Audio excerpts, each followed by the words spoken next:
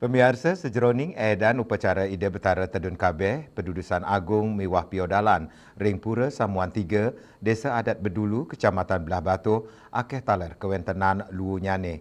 Sejeroning ngemit kebersihan wewidangan inucap, prawartaka nedunang penyuan siswa miwah krama istri Desa Adat antuk megiliran.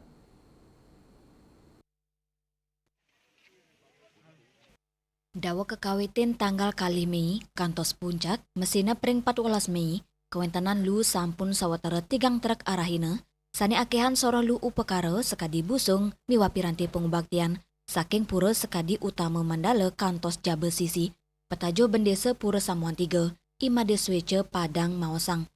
Penyarangan siso miwa keramane dado selapa margi, sejeroning ngelola lu selami piodalan.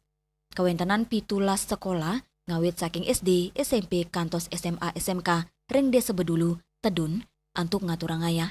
Para siswa miwa krama istri saking solas Banjar Adat Pengempon Pura, milah turmu pulang lu nyabran raine antuk magileran, lianan punika, saking prawartaka taler ngicenin pewarah majeng para pemedak, mangdane nenten nganggen kantong plastik sekali pakai, pemargi inucap keturik sain, si denes kewentenan lu anorganik, selami edan upacara, ya diastun, kewentenan lu kantun akean soro organik.